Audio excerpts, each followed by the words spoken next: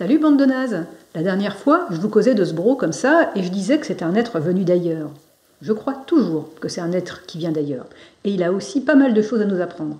Grâce à lui, par exemple, je me rappelle pourquoi c'est important de faire de la sculpture, de dessiner, d'écrire, de faire de la musique, de créer, quoi. Et ça, quel que soit notre moyen d'expression. Bonjour et bienvenue à l'atelier Pas Pareil pour ce 4e épisode de la série sur le modelage de A à Z d'une sculpture en grès à partir de l'étrange dessin que voici, sorti de mon crayon en juillet dernier. Au menu du jour, des trous, des boudins, de l'émotion et de la lumière. Et pour commencer, un petit retour en arrière. Je vous ai laissé la dernière fois avec une sculpture en morceaux. Et oui, c'est que pour cuire, la sculpture elle doit être creuse. Et cuire, c'est indispensable si on veut que la pièce devienne dure comme une pierre, qu'elle soit pérenne, inaltérable. Et pour la creuser partout, cette sculpture, pour atteindre tous les volumes, j'ai été contrainte de faire quelques découpes. J'ai opéré, j'ai creusé les parties. Les morceaux découpés ont un petit peu durci, ce qui est indispensable d'ailleurs pour les réassembler dans de bonnes conditions.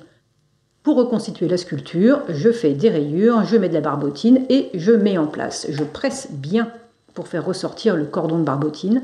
C'est le témoin que l'air qui pourrait rester dans la soudure est bien expulsé et que les surfaces de découpe sont bien en contact partout.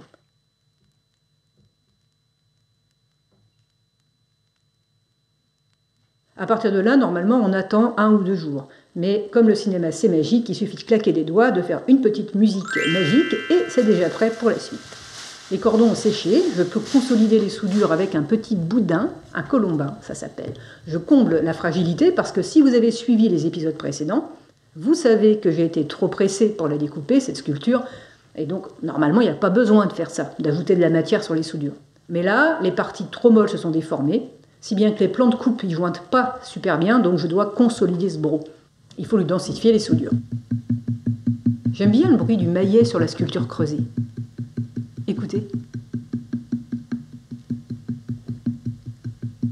Après ça, j'ai attendu encore et j'ai encore consolidé et puis j'ai commencé le long travail de finition.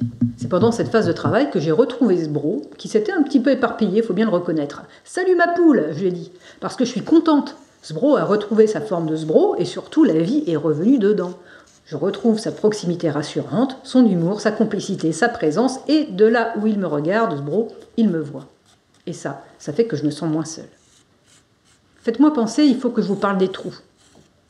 Alors le travail des surfaces, une fois que la texture a durci, qu'on est à consistance cuir, c'est un travail long et tranquille. Il y a les surfaces que je lisse pour faire un effet écrouilli, et puis il y a les surfaces que je gratte pour faire un effet sableux qui donne du velouté à la pièce. Quand je gratte, ça fait un bruit de gratte-gratte, et ça dure comme ça pendant des heures. J'aime beaucoup aussi le son du gratte-gratte. Écoutez ça. Il faut que je vous parle des trous parce que c'est très important, les trous. De mon point de vue d'ailleurs, on ne s'intéresse pas assez aux trous. C'est qu'avant d'en arriver là, au gratte-gratte tranquille qui dure des heures et qui me repose les oreilles, il y a eu une phase créative qui n'était pas du tout prévue au programme. Elle m'a surprise. Et je la trouve assez remarquable dans ce qu'elle révèle pour vous en parler. Nouveau petit retour en arrière, vous voulez bien? Vous voyez ce trou-là? Je ne me souviens pas l'avoir creusé celui-là, pourtant il est bien là. À un moment, comme je ne savais pas quoi en faire de ce trou, j'ai tenté de l'exploiter en fabriquant une sorte de queue à Sbro. Le pauvre, il n'avait rien demandé, une queue franchement, quelle idée quoi. Le temps de comprendre qu'elle n'avait rien à faire ici, cette queue je l'ai enlevée, et Sbro en a été grandement soulagé, voire reconnaissant. Mais le trou, lui, il était toujours là, et toujours sans solution. Moi, je suis passée à autre chose. J'ai démonté la sculpture pour la creuser, elle s'est cassée, j'ai réparé, je vous refais pas tout le film. Le fait est qu'après avoir recollé les morceaux et consolidé avec les colombins, le trou était toujours là, le petit fripon, et moi j'ai encore choisi de ne pas m'en occuper. Et ne pas m'en occuper m'a mené à un autre endroit. C'est que quand je fais les finitions d'une sculpture, c'est l'outil qui se promène et qui m'emmène. Moi, je me laisse faire. Et c'est comme ça, donc, que je suis arrivée sans faire exprès à cette zone autour du nez de Sbro. Enfin, autour de son absence de nez, parce que, comme vous pouvez le constater, il n'a pas de nez. Bref, le pas de nez de Sbro est entouré par une sorte de ligne qui se trouve descendre sur le devant.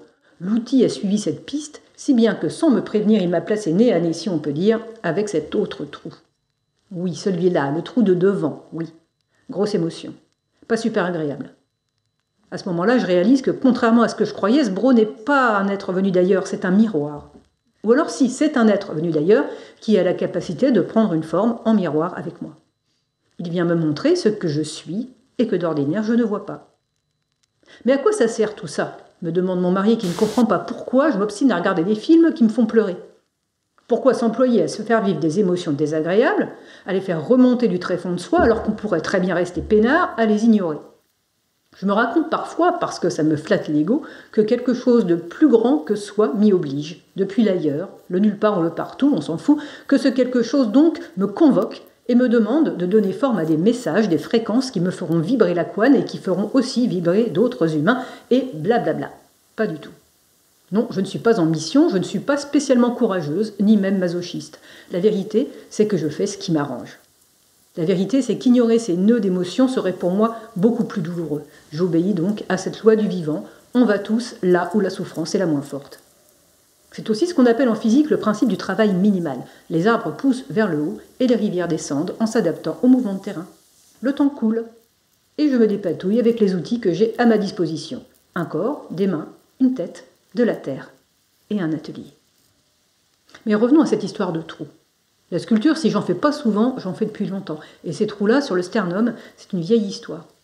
En 2005, j'ai fait une série de sculptures dans laquelle sont apparus ces premiers trous. Les sculptures en question ressemblaient à des monstres hurlants ou des monstres en errance. La plus trash de toutes date de 2013. Je me souviens l'avoir fait figurer à 2 expositions. Et les gens, sans même la voir, faisaient un détour pour l'éviter. Je l'ai toujours d'ailleurs dans un carton quelque part, ces sculptures, s'il y a des amateurs. Bref, à cette époque, quand j'avais fait ces sculptures, l'émotion associée à ce trou avait été vraiment très intense, le genre qui vous plie en deux, quoi. Il révélait une blessure, le trou, oui, évidemment. Et la blessure était très douloureuse. Aujourd'hui, c'est bien différent. Il y a une émotion, c'est vrai, elle est un peu pénible, mais elle est très loin de me déchirer comme avant. Je peux la respirer, la prendre avec moi, si ce n'est la comprendre. Je peux la vivre, et elle s'envole. Sbro et ses prédécesseurs, en matière de trous, si on peut parler de matière pour un trou, bien sûr, auront été au minimum les révélateurs d'une blessure, et quand on les met en perspective dans le temps, les révélateurs de mon évolution par rapport à cette blessure. De là à prétendre qu'ils sont des guérisseurs, ce serait peut-être conclure un peu vite. Mais ça se conçoit bien, comme disait l'autre, et les mots pour le dire arrivent aisément. Si l'on considère que vivre les émotions relatives à une blessure, c'est une manière de la soigner, de résoudre ce qui intérieurement constitue un problème, alors mes sculptures de monstres sont bel et bien des guérisseurs. Il en est ainsi de toute création artistique qui provoque des émotions. Quoi qu'il en soit, c'est déjà très plaisant pour moi d'observer avec Sbro cet apaisement qui est le mien par rapport à ce trou. Et rien que ça, c'est déjà énorme. Et à ce stade d'ailleurs, ce n'est même pas tout. Le bougre de voyageur de l'espace n'a pas encore fini de me surprendre. J'avais dans une vidéo précédente parlé d'un message que Sbro aurait à me faire passer. Il en a peut-être plusieurs d'ailleurs des messages, mais quoi qu'il en soit, j'en ai entendu un de message, et vraiment très clairement. Un message qui s'adresse à tous ceux qui ont mal quelque part. Autant dire que ça doit faire du monde. Et donc j'en reviens à cette inattendue phase créative dont je vous parlais tout à l'heure, parce que c'est elle qui va nous révéler ce message. Vous vous rappelez du deuxième trou, celui qui est à l'arrière de la sculpture. Je ne savais pas quoi en faire. Et voilà que j'ai fait un truc hors caméra, sans aucun calcul. J'étais pas du tout sûre de ce que je faisais, c'était un peu comme pour la queue. À la différence près que quand j'ai fait la queue, je sentais que ça allait pas fonctionner, alors que là, cette fois, ça sonnait vraiment juste.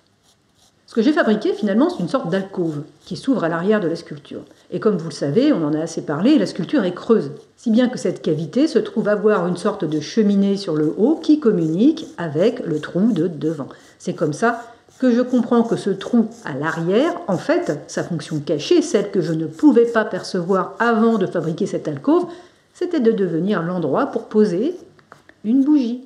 Cette bougie fera une flamme qui va produire de la chaleur et de la lumière, et cette chaleur et cette lumière vont monter dans la cheminée et cheminer ER par le trou de devant. Finalement, ce message de Sbro, on pourrait le dire comme ça. Une blessure, aussi déchirante soit-elle, peut devenir le chemin par lequel passe la lumière.